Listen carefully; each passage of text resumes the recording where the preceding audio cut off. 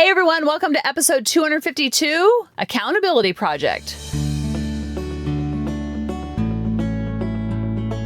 Welcome to the Harmony in the Home podcast. I'm your host, Kelly Hutchison. I'm a counselor, a life coach, and most importantly, an imperfect mom doing this work right along with you. And my goal on our podcast is to go from chaos to calm, feel less frazzled, and have more fun within your four walls to have more harmony in your home. So before I talk about our accountability project, I want to talk to you about pocket coaching, which I've been talking about the last couple of weeks.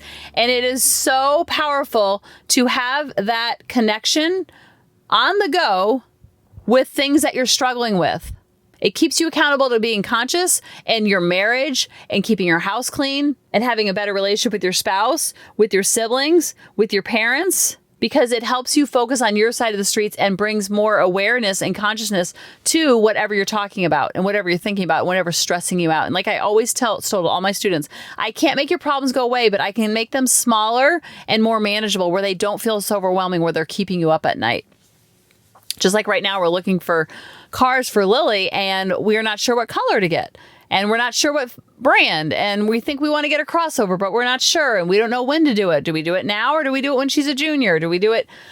And there's all these different questions, and we know we want to get a crossover, and guess what all I'm seeing on the road now? I am seeing crossovers like in my sleep. My eyes are crossing because I'm seeing so many crossovers, because I've told my brain to look for crossovers. We're not sure what brand. We're not sure what model. We're not sure what year. How many miles should you get on a child's first car? How much can she pay for it? How much are we going to pay for it? What's in the budget? What's not in the budget? What's in her budget? How is she going to pay for gas once she does get the car? On and on and on and on and on and on. So we are like in the thick of it, of the going back and forth and debating. And what about this? What about that? Oh, look at that one. Look at that one. And so because of that, that's all we're seeing. And that's the same thing that works when you're doing pocket coaching, is that you're focusing so much on what you want that you're getting more of it and you're seeing more of it. Whether it's gratitude, whether it's abundance, whether it's you want to stop yelling altogether or you want to lessen your yelling. So go to coachingkelly.com and go to the Work With Me tab and sign up there. And then I'll send you the link where we can connect on Voxer. Usually Voxer or Telegram are the easiest. And then we can keep in touch on the go, on your schedule. It's like if voicemail and walkie-talkie got together and had a baby, that is Voxer. So this accountability project kind of happened by accident, because I asked on social media a couple weeks ago, what is the biggest struggle in your house? Like, what is the area of your house that causes you the most stress? I think that's what I put it out as. And so many people were like, it was all over the house. I thought it'd be like the kitchen mostly for some reason, but it was all over. Everybody had a different place that was like their Achilles heel, that thorn in their side. A lot of people were saying garages. Some people were saying kitchen. Some people were saying the family room, the living room. I said my closet, also my bathroom counter, which is redonkulous because I look over at David's counter and it's like freaking looks like a model home. Other people said their bedroom. Other people said they can't keep up their laundry or their dishes. And so I said my closet, and I said it's a slippery slope for me. And I talked about this on the Slow Drift, which was a couple episodes ago. And if you haven't listened to it, the recap is my closet looks amazing. I'm like, oh my goodness, this feels amazing. I would give it like a solid A. And it just neutral. It doesn't give me any stress, doesn't give me any, but it does give me a lot of pleasure. So it makes me so happy when I walk in it. And then slowly but surely, I don't put a pile away, or I work from out of my closet too, which sounds crazy, but that's where I do a lot of the podcasting, or I do a lot of my mailing out there. And just all of a sudden, if I don't put papers away or I don't put the scissors away, it's all the little things. If I don't put those away, it just adds up and it creates this compound effect, almost like a snowball, and just gets bigger and bigger and bigger. And all of a sudden, this slippery slope, it goes from an A, and now all of a sudden it's like a C. I'm like, oh, no big deal, no big deal. Then it becomes a D or an F over a couple weeks. I'm like, how did this happen? What is going on? Then I'm like, oh, okay, I got to take an hour and a half. I got to not gut it, but I just got to like get it back to default settings. And so I said, it's like a boomerang, and it's so annoying because I've been dealing with this for years. And when I say dealing with it, it's my own doing, which is crazy. I talk about it like it's happening to me.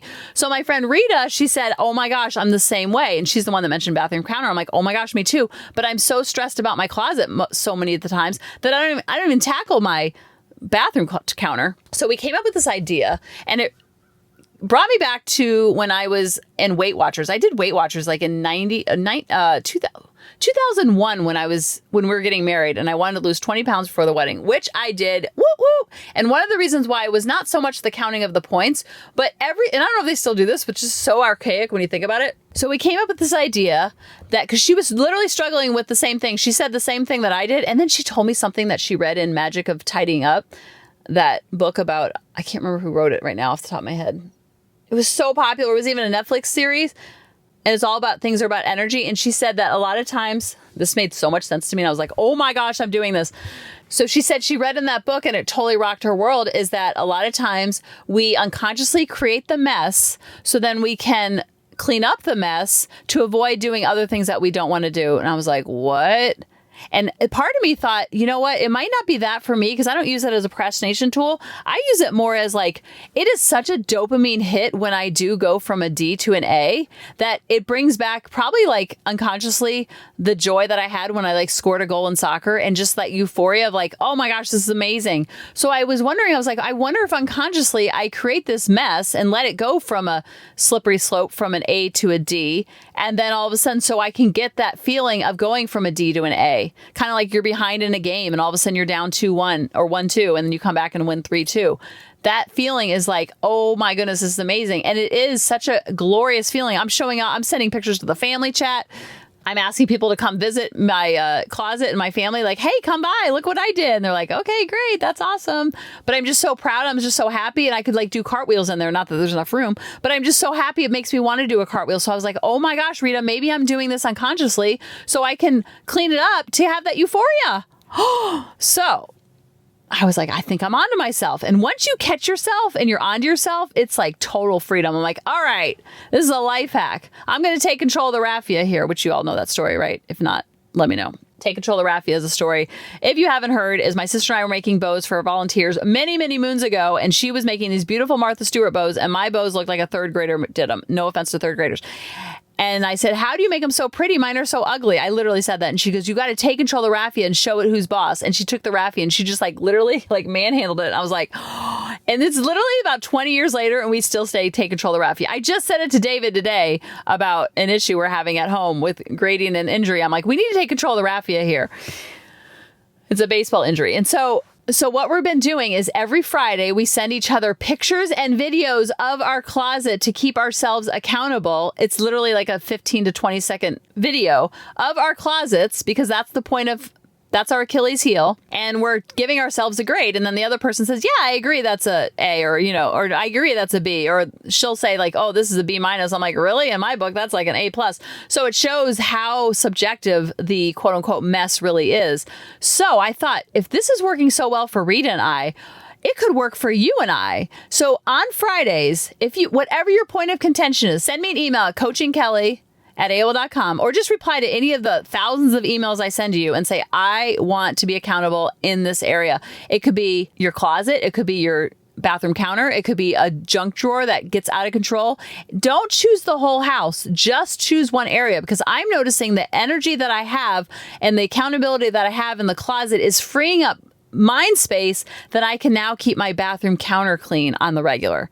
So after I've mastered the closet, which I'm not there yet, I am going to slowly but surely slip back over to the bathroom counter. Or I might alternate back and forth, like do 1 week the closet or 1 week the bathroom counter. And then eventually, I'm not going to do it all at once. I'm going to start doing both on Fridays until it's like locked and loaded and not an issue anymore. Then I might go to a different area, like my nightstand, which can sometimes get out of control. So if you would like to do this with Rita and I, or just with me, or I can put us in a group, whatever you want to do, send me an email or reply to one of my emails, or go to coachingkelly.com, and it's completely free.